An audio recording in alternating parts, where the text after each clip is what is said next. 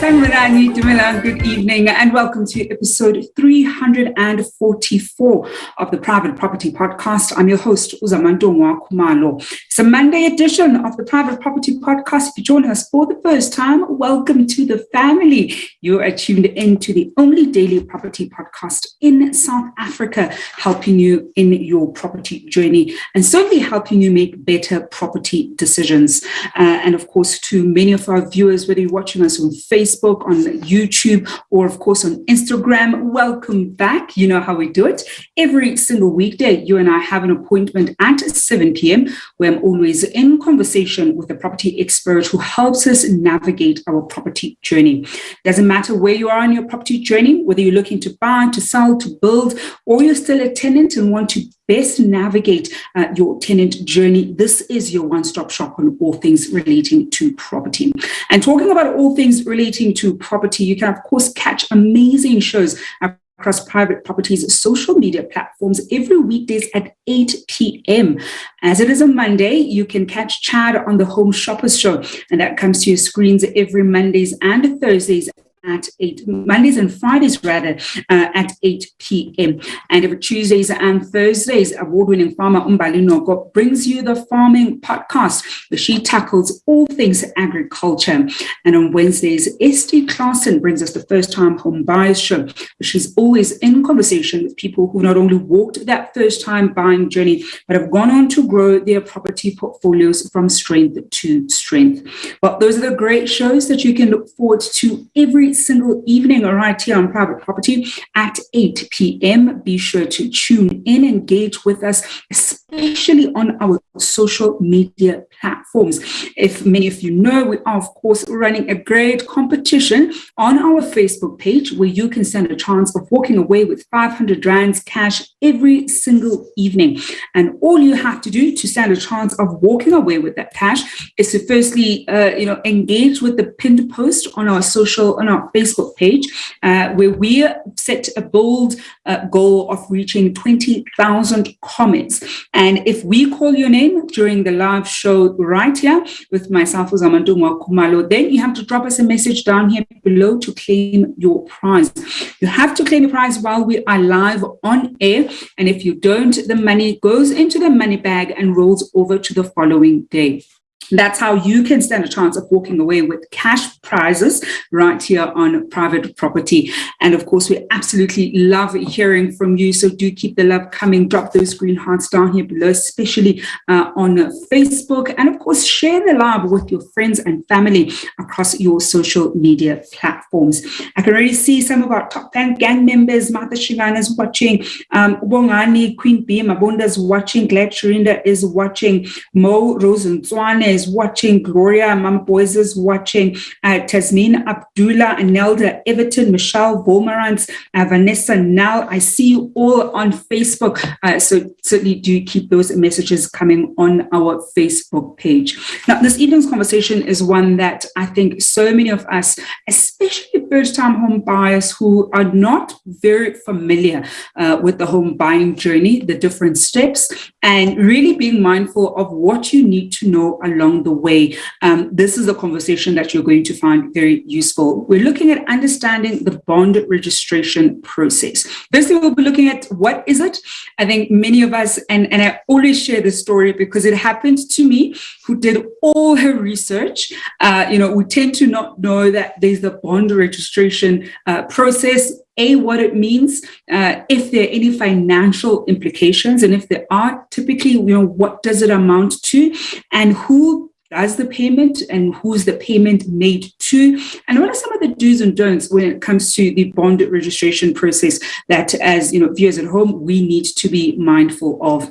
That's some of what we'll be tackling this evening, and to help us get a better sense of the bond registration process and everything we need to know when it comes to it, I'm joined by Nompumelelo Xulu, who's a founder and managing director at NS Xulu Incorporated. Nompumelelo, good evening, and thank you so much for joining us again on the show. Hello, Zama. Thank you so much for having me. And hey, hello to all your viewers. I'm glad to see that a lot of your viewers keep coming back onto your podcast. I guess that you are doing something right. So I'm very happy. No, we certainly are doing something right. And I think the viewers at home keep asking us for more, and we're definitely going to keep giving them more. And part of the right things that we're doing is helping people better understand, their home ownership journey from beginning to end. And I think it's one of those things that we can never tire talking about, because there's just so many different components, and sometimes situations are slightly different. And we really want to empower the viewers at home to be able to make better decisions armed with all the facts, and of course being able to also negotiate, whether it's with attorneys or the purchase price and all sorts of things. But of course, this evening we're looking at the bond registration process. Before we even look at the do's and don'ts and the nitty-gritties, when we talk about the bond registration process, what exactly are we referring to? Okay, so let's say I'm buying a property from you, Zama, and your property is worth 3 billion rand. Okay, and I do not have the 3 million rand in my bank. Not all of us have, those kinds of funds in our bank account. I would then have to apply to a bank, or find somebody who's willing to borrow me that money, in order for me to secure your purchase price of 3 million rand. So you would then enter into a mortgage bond, meaning that a certain party gives you funds, and that creditor will then gain security, or the security of the purchase price from the property that you will own. Very important step to note. You cannot enter into a mortgage bond for a property that does not belong to you. So the property has to be registered in your name. So that's why if you are wanting to buy a property, you would approach a bank. Normally, you would approach your bank and they would give you those funds in order to secure the purchase price. And as security for that debt, they will then register a mortgage bond in their favor. So your question was then, what is a mortgage bond? And how does it help the bank? Basically, after the bank gives you the funds, they need security for the funds, that they will actually get their money back. So with the registration of a mortgage bond, two things typically happen. Number one, they give the bank or the creditor, any third party been able to lend you this money, a preference over any other creditor that you may have. So they would then have a real right to of execution, or a real right to sell your property in order to get their money back. And secondly, it just restricts the debtor. So being me, who bought the property with monies that were borrowed from the bank or from a third party, it restricts me from selling that property without you knowing. So yeah, basically it plays that role. That is essentially what a mortgage bond is. Typically, a bank will you'll enter into an agreement with a bank for a period of about 20 years. So that home loan agreement then is signed with the conveyancer, the lawyer that's been instructed by the bank before the mortgage bond is registered in the deeds office. So let's just take it a step back. How would you even get to that point of registering the mortgage bond in the deeds office in favor of the lender, being the bank, or any other third party? So, Mama, I see your beautiful property. It's for sale. It's 3 million rand, and I don't have 3 million rand, but I know that I can afford, to pay this money off over a period of 20 years, or even maybe less. Maybe I don't have it right now, but I'll have it even maybe in 5 years' time. I would have paid off the whole debt. So, but I don't have it right now, and you are selling it, the property, to me right now. So we then typically enter into a sale agreement, you and I, where we both agree that I am buying your property for a certain price. And either number one, I'm going to pay you a certain deposit. Maybe I have a deposit of maybe, let's say, 10% of the 3 million rand, or I don't.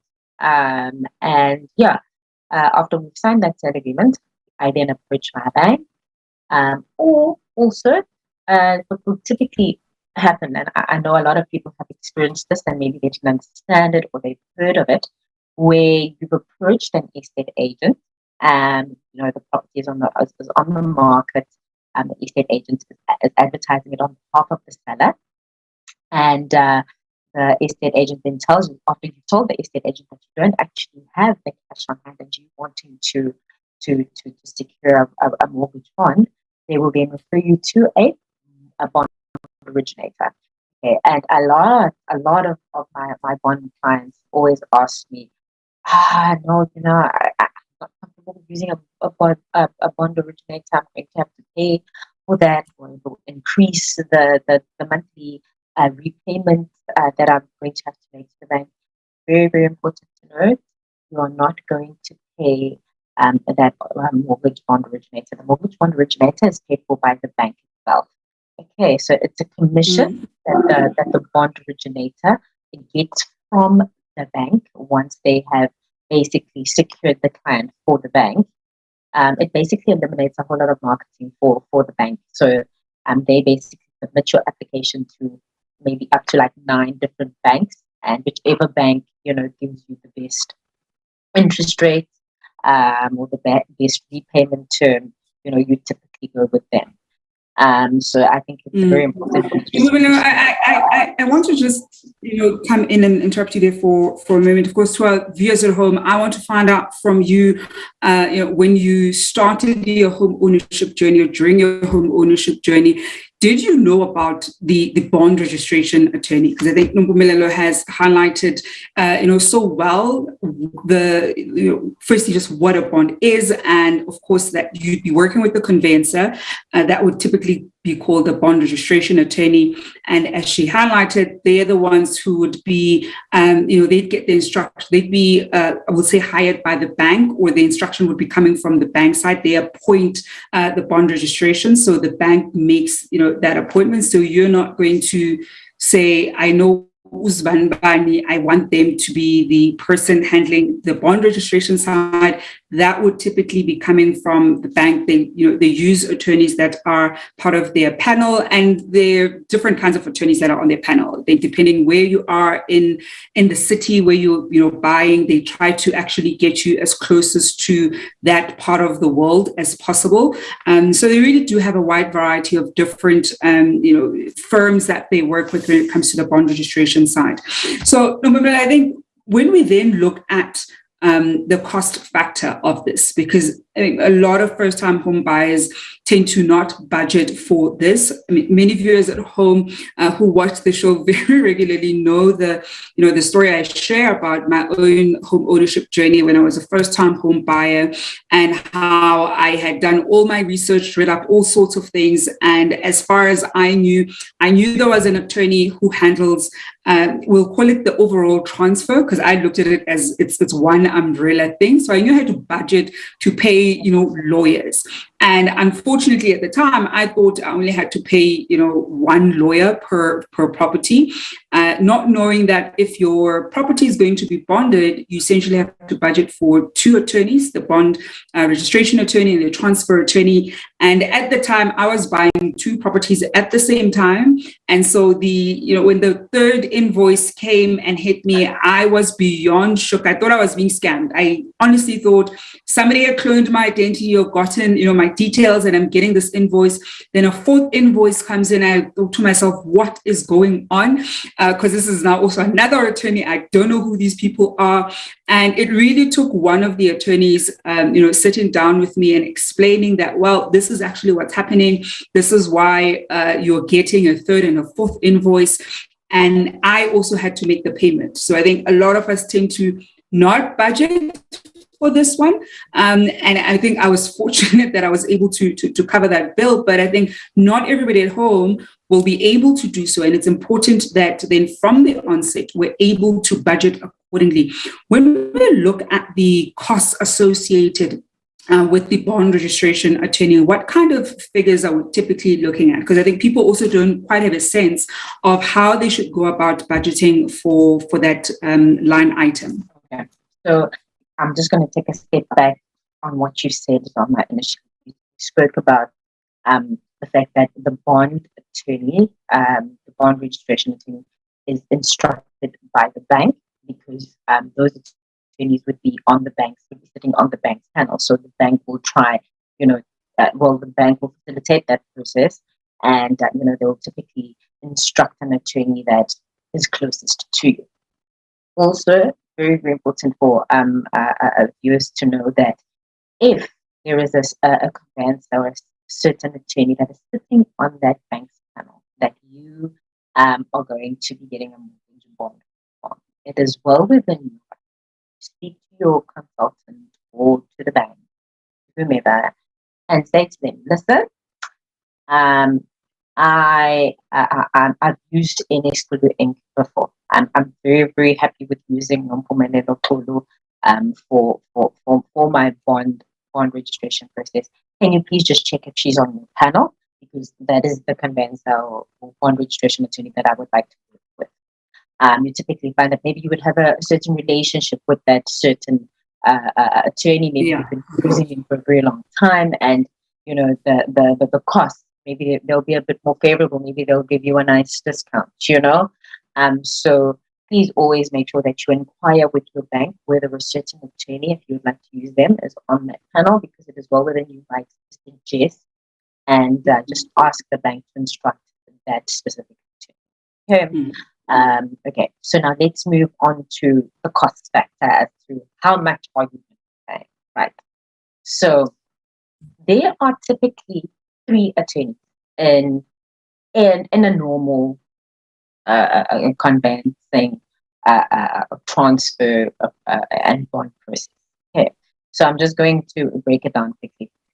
So first it would be the bond cancellation attorney, but that's paid for by the seller. So you as the purchaser, you don't have to worry about that cost, right? So, and then it would be the transfer attorney. Okay? Transferring attorney is the attorney that has basically been instructed to attend to the transfer, right, of the property. So it's the transfer of the property from you, Zana, to me, because I bought the property from you. Okay. Now, because I did not have the funds, and I have gone to the bank, approached the bank to get a mortgage bond, then a third attorney would be instructed, being a bond registration attorney. So if I had those funds, and I did not approach the bank or any other third party for the mortgage bond, the bond registration attorney wouldn't be in the scheme of things. But now they are.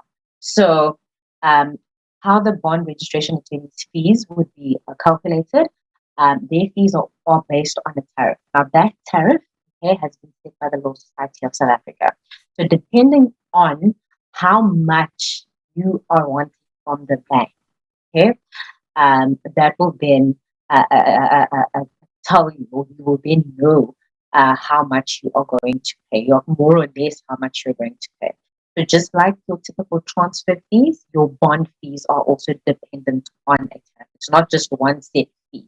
Okay, it'll just depend on what the amount you are looking to borrow is, and that is how much you're going to pay. So you will pay for the bond registration costs, the costs at the deeds office to register the bond, the electronic instruction fees you'll have to pay for, because the attorney gets instructed by the bank, written system that the banks and the attorneys use.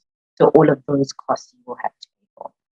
Mm-hmm. And I saw that Nompumelelo also didn't directly answer it in terms of budget between 5,000 and 10,000, and I think the reason is, as she was put out, that it isn't a blanket answer. There are various line items, and it also does depend on how much the bond amount typically is. So this is a cost that you're able to negotiate. I know that on Private Property's website, so you can go to www.privateproperty.co.za.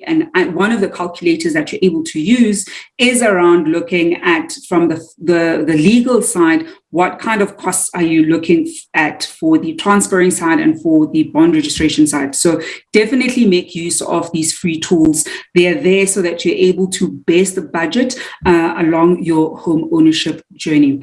We're going to go for a quick break, and when we come back, we're going to then be looking at, who we already know that you as the purchaser are the one who's going to be making this payment. Who are you making it to, and what are some of the do's and don'ts when it comes to the bond registration attorney?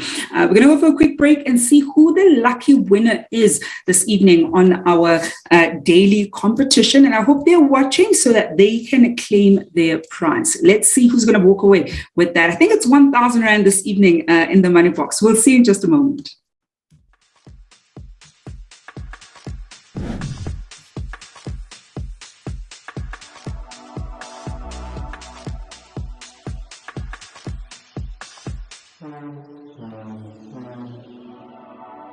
And the winner this evening of the daily cash prize goes to Amaze Mopi. Amaze Mopi, you are this evening's winner. I hope that you are watching us live. And if you are, then do drop us a message down here below to claim your prize. I think I'm going to wait for my colleague Biola to let me know what amount is in the money box. I don't want to say it's 1,000, but it was actually 500 Rands. Yes, it is 1,000 Rands that is in the money bag. So Amaze Mopi, if you are watching us, then do drop us a text down here below to claim that 1,000 Rand cash prize.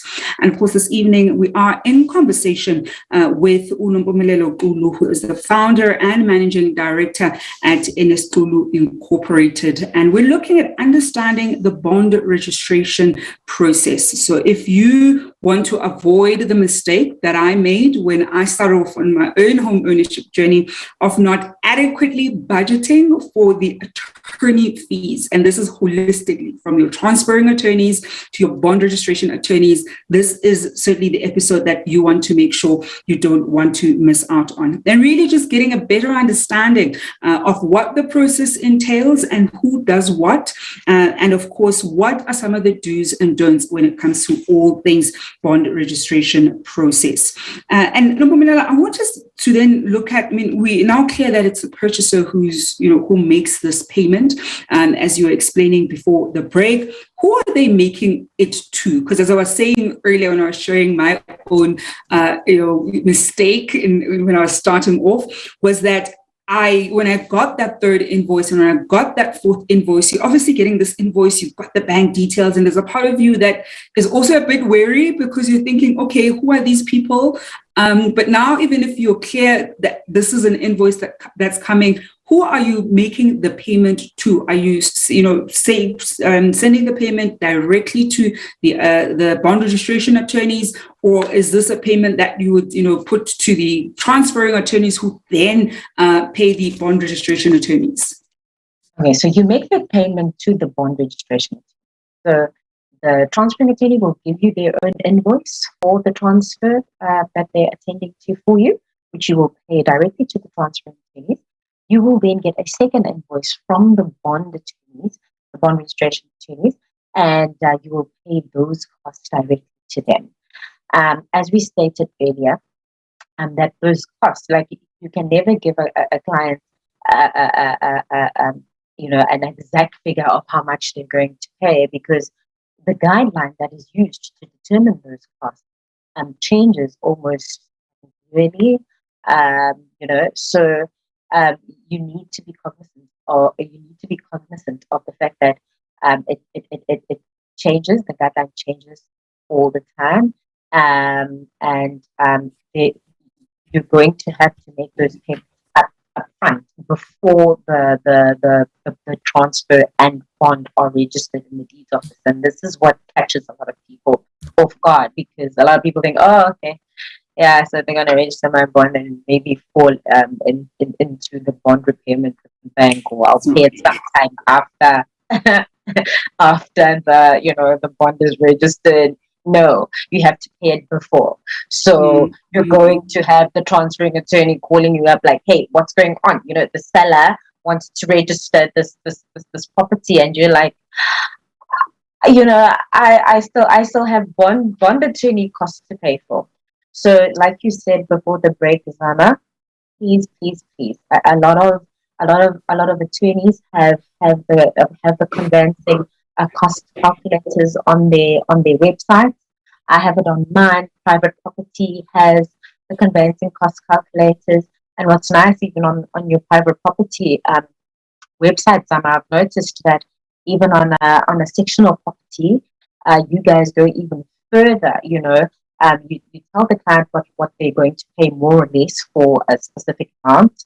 And then you go even further and you tell them, and for levies, you are looking at paying, this amount for levies.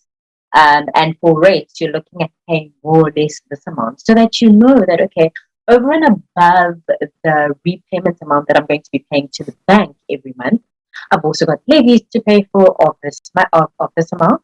And I've also got, and then you think, okay, maybe the utilities, the electricity and water will probably be around this much. And also, if you're not sure, if you can't find that, I'll just ask your transferring attorney or ask the bond registration attorney, because the transferring attorney and the bond registration attorney, they work together. Ask them, make those inquiries, with the managing agents, even, ask them how much am I looking at paying in levies, so that you have to know. Okay. So you'd rather be safe than sorry, because when those fees are required, it's normally at a time when you are very, very stressed. It's right before the transfer takes place. You've lost a whole lot of money. And now you're thinking to yourself, oh my goodness, what have I done? I did not realize that I would have to pay so much money, like within a space of 2 months even, or even a month and a half. You've had to, part with the deposit. You've had to part with the transferring costs. You've had to part with the bond registration costs. It's just so much. You've had to part with a rate, a clearance assessment figures, for some municipalities where the purchaser would have to pay up front, So you end up paying so much money that you didn't even budget for. So just to go into this conveyancing cost calculators, look at what you would pay more or less for that mortgage one, and what you would pay more or less for that transfer, so that you know. Also, another thing that I have to state that I see with a lot of my clients. So if the purchase price is worth R1,000,000, right? But you have a deposit of 400,000 rand, make an example.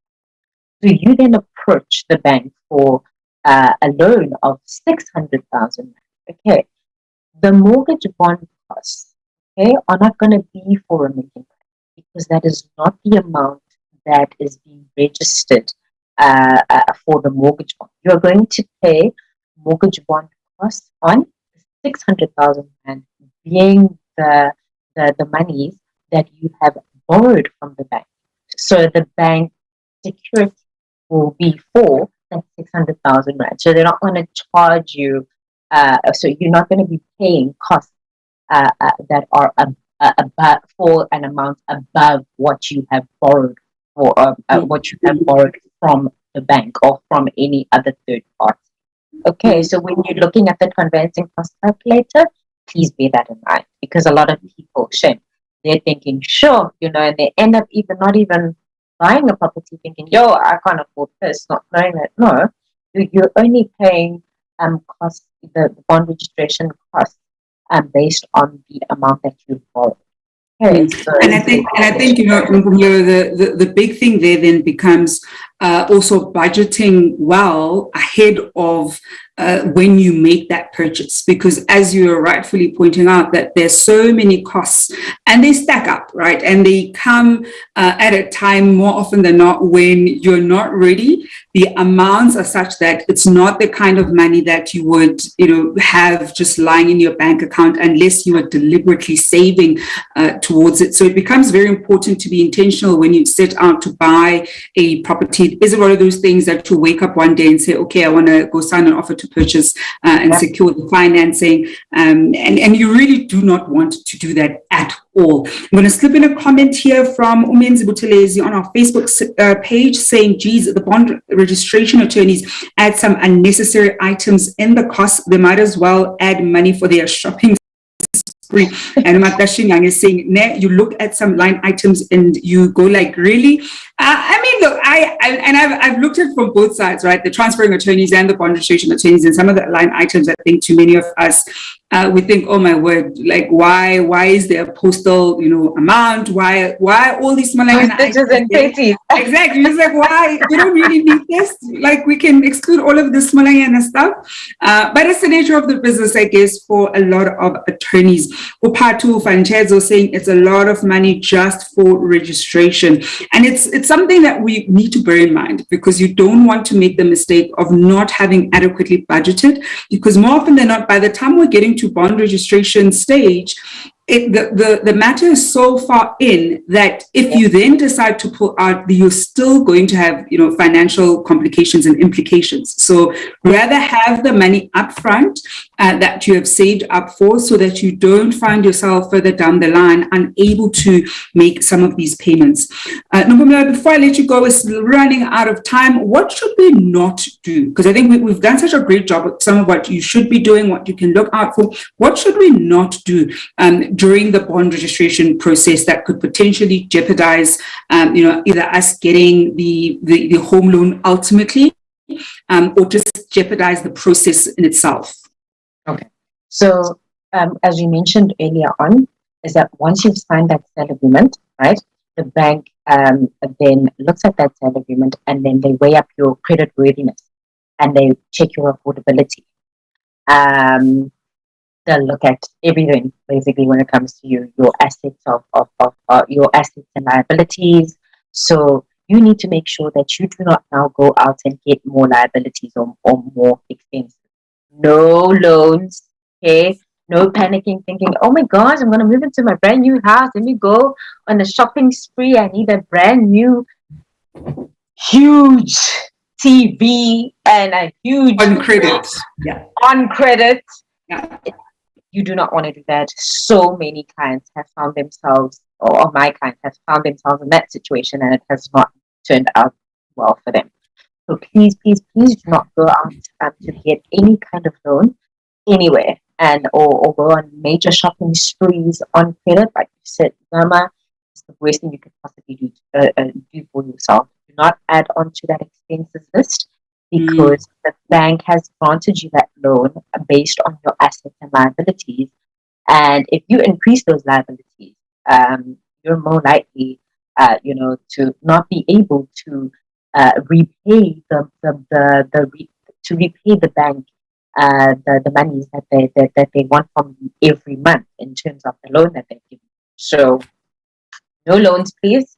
Nothing on credit. Just sit tight and wait for your transfer and mortgage bond to register, and then go on a major shopping spree. Be careful. Yeah, and we're going to leave it there this evening, Nompumelelo. That was absolutely great insight and also great tips. I think I want to echo that last one, because I've also heard of far too many instances where somebody's in the middle of a transaction, and as you say, they excitedly sometimes take up credit, whether it's for items that they want to put in the new place, or sometimes they hadn't budgeted well, and then they want to take an additional line of credit to cover whatever shortfall they find themselves in. And unfortunately, that does jeopardize your getting the home loan. So you don't want to put yourself in a difficult position during that process, because more often than not, when a bank gets wind of it, perhaps at the time you had 100% LTV, and they realize that, wait, this person has gone on and taken 100K worth of credit, and they can come back and review and say, nope, based on the new availability and the new facts, you've got it maxed out that 100K. We can now only extend, let's say, 80% LTV. So you really want to be careful of that as much as possible. Nompumelelo, we are going to leave it there this evening. Thank you so much for joining us on the show. Thank you so much for having me, Zama, and thank you so much to your peers for tuning in. And that is Nompumelelo Xulu, who's the founder and managing director at NS Xulu Incorporated. Wrapping up the Monday edition of the Private Property Podcast with myself, Khumalo. I don't leave you alone. It's a Monday, so you can catch the the Home Shoppers Show. I nearly said the first time home buyers show, the Home Shoppers Show with Chad at 8 p.m. I'll be back on your screens tomorrow evening at 7 p.m. Until then, hoping you're staying home and staying safe.